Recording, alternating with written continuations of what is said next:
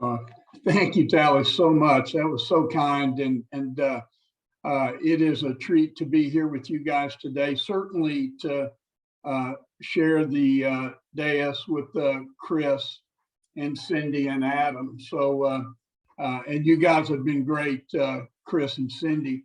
I apologize in advance. I've got a little bit of a respiratory issue, so if I go into a coughing spell, I promise to mute myself, so be patient with me.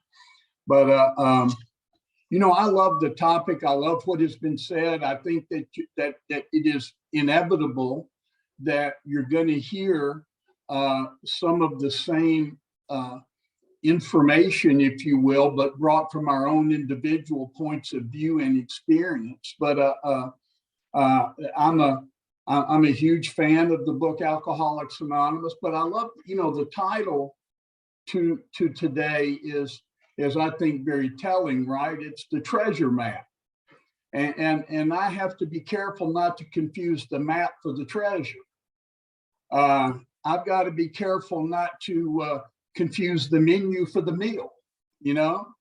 If you go to a restaurant and read the menu, I'm still not going to get much nutrition. I'm going to leave there hungry unless I ultimately have the meal.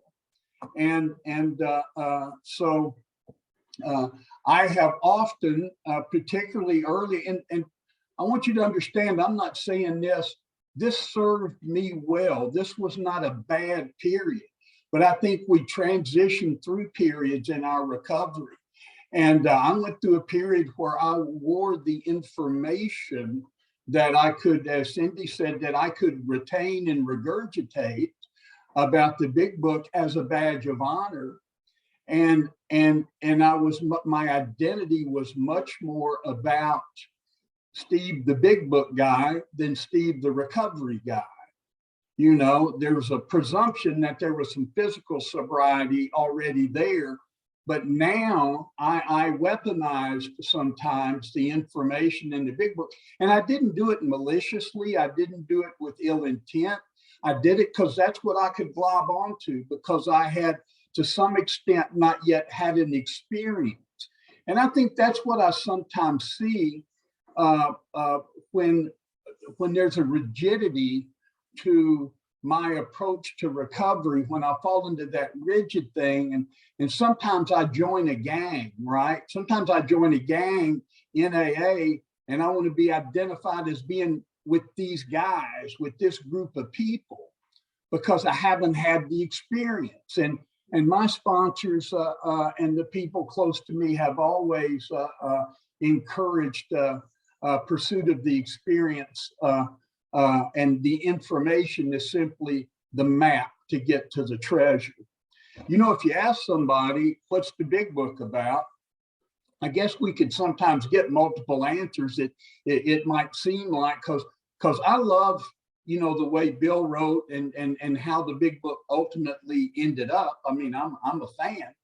And over time, I begin to see how often things are repeated in the literature. And you can find Bill's story and see it show up all throughout the book when he's talking about some of the individual steps. But it's all the way in the forward, right, to the first edition, when it says that to show other alcoholics precisely how we recovered is the main purpose of this book. So, okay, I got the main purpose, right? So I'll read on. I know what the purpose is now. And then I get to page 20, and it says, if you're an alcoholic that wants to get over it, you may ought to be asking, what do I have to do? Well, that's exactly what this book is about. The purpose is to answer such questions specifically. And then comes what I think is a really important caveat. We will tell you what we have done. See, there's a real difference in me telling you what the book says. The book is to show me specifically how those first 100 recovered. And then when you guys share your experience with me, you're telling me specifically how you recover. But when I get to where that second line that says, so the book protects the integrity of the message. But my experience with that information is what I have to share with you. How I put that into application, how that has worked in my life. And what I know is that, golly, I've already heard Cindy. When I hear Cindy, it makes me uncomfortable because I just feel like about a D+ AA member after I listen to Cindy. You know what I mean? And I say that jokingly, but that happens to us, right? We listen to somebody and go, oh, geez, I must be the worst AA member that ever drew a breath. But we're a choir. We're not soloists, right? So we're all bringing something to the party. We're all bringing our experience, and that's critical. And if it was all the information and the language in the book does not change, but our experience with that information absolutely varies greatly. So we get to find, those folks that to guide us and share with us what they have done. It even goes on page 44, right? When I'm saying lack of power is my dilemma. And it says, I must find the power by which I can live. Obviously, it wasn't that obvious to me, by the way, but apparently by the time Bill wrote it, it was obvious to him, obviously. And it says, well, that's exactly what this book is about. Jesus, I got 3 times in the first 44 pages where they're telling me exactly what this book is about. And they word it slightly differently, but I'm of the belief that there's nothing contradictory about any of those 3 descriptions. They are all taking me to the same place, which is to that connection with a power greater than myself, which will solve my problem.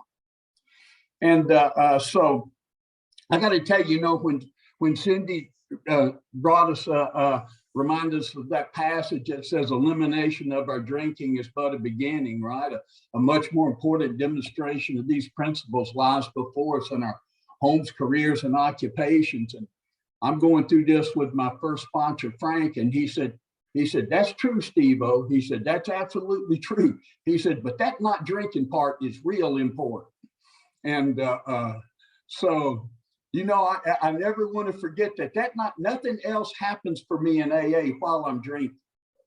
So I never want to lose sight of that. And what happens sometimes when you stay sober for a while, and look, I'm not here today because I'm afraid I'm going to take a drink. But I want you to understand that I know I'm capable of taking a drink. Don't misunderstand me. But I'm drawn today by that continuing to grow along spiritual lines. I'm drawn because the book tells me that the most satisfactory years of my existence lie ahead. And see, that has been true for the last number of years. And I actually think it will continue to be true, that we don't hit a spiritual ceiling in AA unless we choose to, unless I stop trying to grow. I'll tell you, I went into treatment on July the 1st of 1989. And I had a full year to search out treatment programs to go to. And so I visited them like I was taking college visits. I wanted to find a place because I was only going because of some legal consequences, not because I intended to quit drinking. So I was looking for amenities, but ultimately, I'm going to this little place here in Nashville, and I called them the week that I'm getting ready to come, and I actually asked them if I could bring a portable TV. Now, again, this was 1989. It was a long time ago. They said, no, there's no TV. And I said, well, can I bring something to read? And they said, Steve, we got something for you to read. And what they had for me to read was a big book and a 12 and 12, which they gave me upon admission. Well, I will tell you, the evening of July the 1st of 1989, I went to my room and I opened that big book and I looked at the table of contents, because I'm not going to read the whole book. I'm a guy that typically reads the last page of a book to see how it ends. And then I'll figure out, I'll kind of work back from the answer, So I read the doctor's opinion. That seemed like that was going to be important. I want to hear from a doctor in this deal. And then I read there is a solution, because I said, once I hear from a doctor and once I read about the solution, I can get the hell out of here, and figure this thing out. But so that was my first exposure to the book Alcoholics Anonymous. Now I will tell you, a month later, I'm out of that treatment center, and I decided I wanted to stop drinking, or that I needed to stop. I'm going to try to not drink, but I don't know much about what that's going to look like. But I walk into a place here in Nashville called the Friendship House, 202. It's been around here now almost 60 years and served this community well, but I wandered in. 3 meetings are going on at 1 o'clock at the same time. There's a big discussion meeting in the main room, and I wandered into a little room to the left that held about 12 or 13 people. And as it turns out, it was a big book study. I did not know there was such a thing. I didn't really know the difference in meetings yet, but that's where I fell in. And that's where I met the man that would become my sponsor, Frank D. And Big Frank ran that meeting. You know, we're not supposed to do that, but Frank ran the damn meeting, just no question about it. He didn't go to a meeting that he didn't try to run for the 18 years that I knew him. And it was cumbersome sometimes and ugly, and there were a lot of things. Frank was not we used to call him brutally Frank, because he could be kind of challenging, you know. But man, he was perfect for me, and I loved him dearly. But we would go into, you know, that's where I got introduced to the book and set a foundation for my recovery. And one day I was going to go out to the discussion meeting, and Frank asked me he said, why don't you stay in here? This was about a month into going to this 1 o'clock meeting. And he said, Steve, why don't you stay in here for just a little while longer? He said, so when you go to the discussion meeting, you'll know whether what you're hearing is Alcoholics Anonymous, and you'll know whether what you're sharing is Alcoholics Anonymous. And I think that served me well. Now, again, I quickly, at about year 2, 3, and 4, morphed into kind of a militant, correcting people. And you know, I was just gifted, it seems, with the ability to understand the big book at a level that mere mortals could not. And often kind of, and I'm sure that's how it came off. And I know that, but I got to tell you, almost without fail, people continued to be kind, and I don't remember getting slapped down too much, you know. And so when I hear somebody today that I think is falling, you know, moving into that territory, and it's not for me to decide whether that's right or wrong, but I don't ever want to pour cold water on somebody who's enthusiastic about AA. Because I think we'll navigate through these through this. Okay, if it's somebody I sponsor, we'll probably have a little conversation. But what the big book did for me right away is I sat in there with those, and these weren't big book thumpers, by the way. They were spiritual seekers. You know, big book thumper was not a term of endearment around that clubhouse where people were saying that that's what was going on in there. But the vast majority of people weren't trying to beat each other up with that book. We were just looking for the direction and say, how do I go do this? How do I, when we talk about the big book coming alive, that's what we mean. How can I take what's on the page and put it into play in my life? How can I take this information, put it into application? And so it was a very practical approach to looking at it. And that was really helpful to me. And the big book, what it did right away, it began to give voice to my alcoholism. You know, I showed up, I couldn't articulate what was happening in my life when I got to AA. Well, I could tell you about getting arrested, and I could tell you about the mess out there, but I couldn't tell you how I felt. I didn't know why I did what I did. So the book, when I first got to AA, validated my problem. It validated my alcoholism. And later, and today, I believe my experience validates the big book, right? My experience that I can share says, oh, let me lay my experience back over that book and let you see how that worked, how that fit for me. And So some of the information that was critical to me, critical. When the book says that the doctor's theory that we had an allergy interests us, it explained that for which we could not otherwise account. Man, the information that I might have an allergy, that I was bodily different from my fellows, was a brand new idea to me. Look, I thought I was, back in To the Employer. And that's how you know I'm a real big book guy, because I've actually read To the Employer. You got to be really dedicated to read all the way back To the Employer. But back there, it says that when dealing with an alcoholic, there may be a natural annoyance that someone could be so weak, stupid, and irresponsible. And that's from that's the uninformed employer looking at the alcoholic. And in fact, it goes on to say that this may be true even when you understand the malady better. But see, I just thought I was weak, stupid, and irresponsible.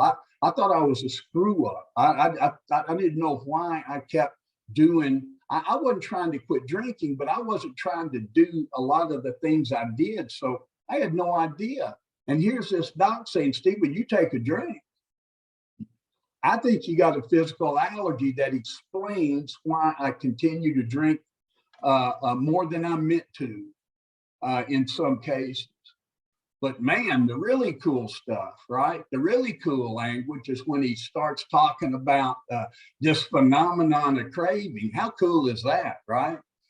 Were you ever out someplace at a bar, and had your second or third drink and turned to the guy next to you and said, man, I don't know about you, but that phenomenon of craving's kicking in on me, I had no idea, so now I got this language that explains what's happening to me, right? And then that mental obsession that compels me to drink, that sober has me seemingly make a decision to drink because I don't understand the powerlessness, the mental insanity. So man, that information was critical. But let me tell you what really won me over.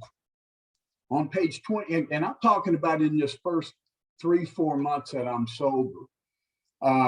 In 1980, I hit a car head on going the wrong way down the interstate. Some of you have heard me tell that story. People were hurt. I got sent to jail. I'm sitting there in jail. I decided I earnestly quit drinking that morning in that jail cell. That's the first time I remember being 100% done. And 10 days later, I'm driving down the road, smoking a joint, drinking a bottle of wine, thinking I nearly overreacted to that problem. And I don't get it. I don't feel powerless. I just think, whoa, that was nearly an overcorrection. What I'm going to do is be really more careful. And that seems like the right thing to do. And I got to AA and I read on page 24 in our book, when it says there'll come a time that the alcoholic won't be able to bring to consciousness to my brain with sufficient force the memory of the suffering and humiliation of even a week or a month ago. I'll be without defense against the drink. And I go, whoa, that's it. I mean, I'm talking, oh, wow moments for me, right? This is unbelievable stuff. Now I've got something that I can grab hold of and that explains and articulates my problem in a way that I had no idea. That was huge. A little further on, the next thing that really got me was over in Into Action. And it said the alcoholic more than most is an actor. It's a stage character that he wants his fellows to see. He wants to be a man of certain reputation, but in his heart, he knows he doesn't deserve it. And you talk about being able to take a deep breath.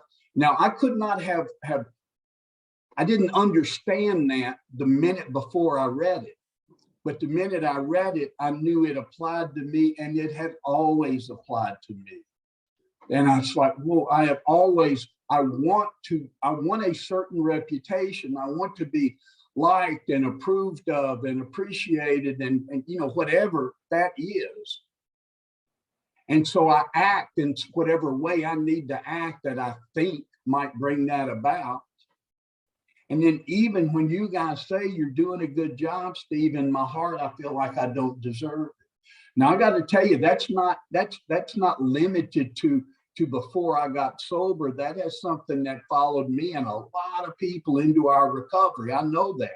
So and it can land on me in a given day today. So but that was huge information. All of a sudden, the big book is articulating for me problems and solutions and feelings that I had no way to articulate for myself. So I'm so grateful for that.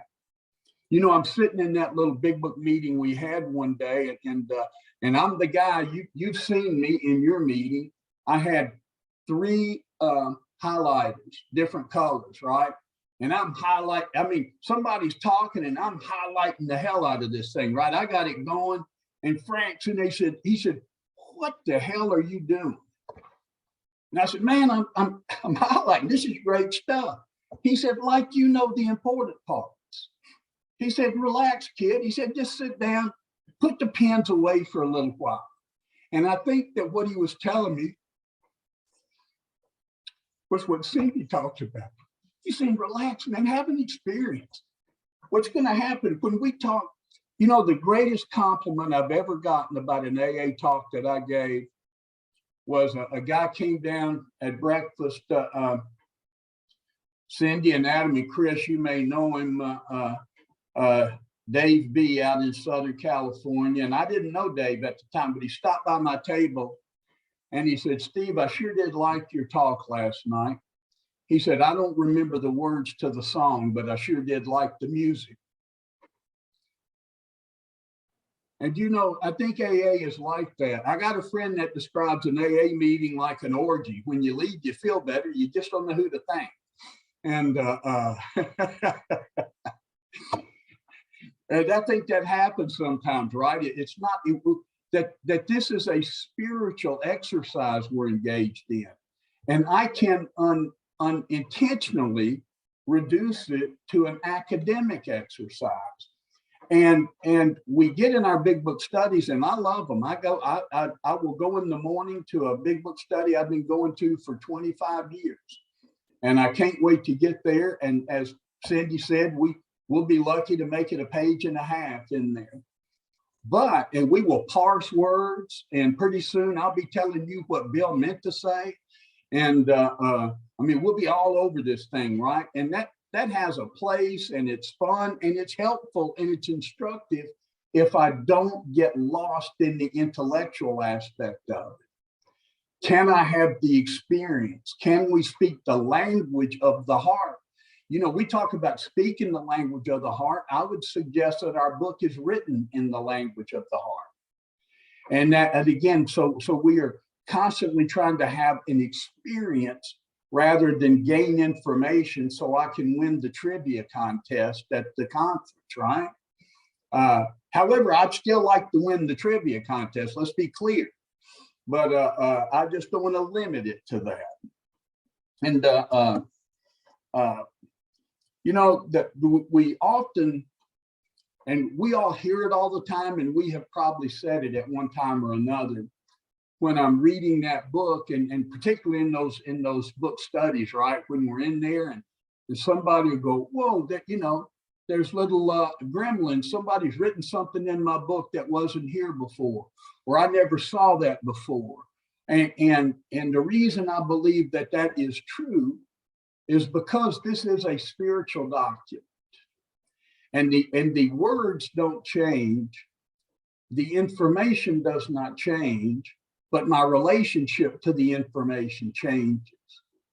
And so I will have a different experience when I go through there, which is why I look, I hadn't had a chance for a while. I'm on Monday night sitting down with 4 guys I sponsor, all of them right at a year and less, and we're going through the book together. And it has been so invigorating for me because it's been a while since I've done it. And I'm seeing stuff. Wasn't there, right? I'm seeing things differently. And here's what I want to make clear.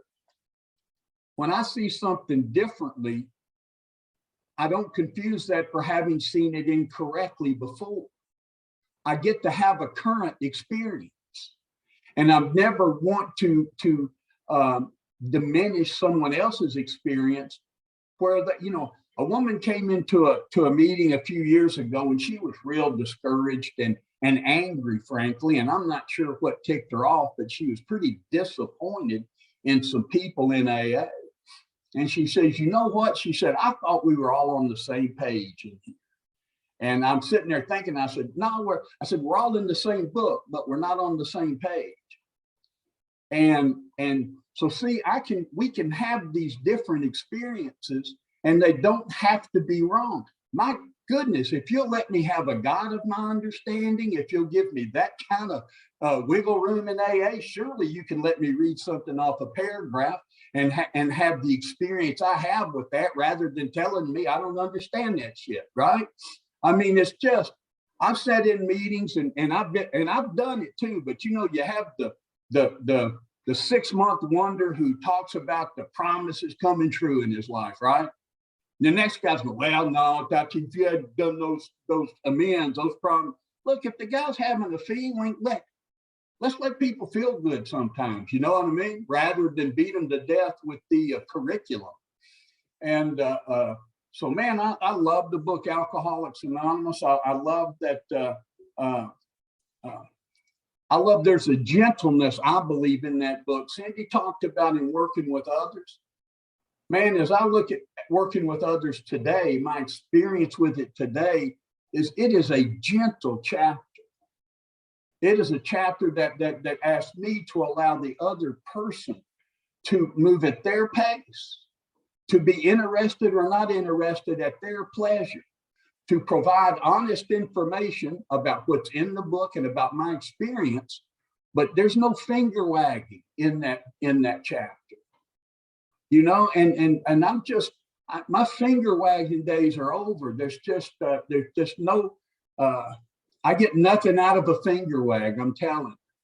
So the other thing that I just want to say in conclusion, and because we've touched on it 2 or 3 different times, or I have, but I am second to no one in my love and appreciation for the big book of Alcoholics Anonymous, but I don't want to deify the book.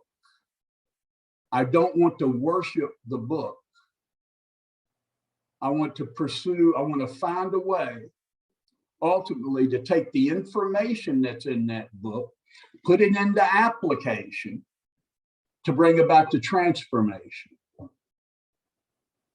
And so that your what makes the big book of Alcoholics Anonymous attractive to me is when I see it reflected in how you're living your life. And that's where the attraction is.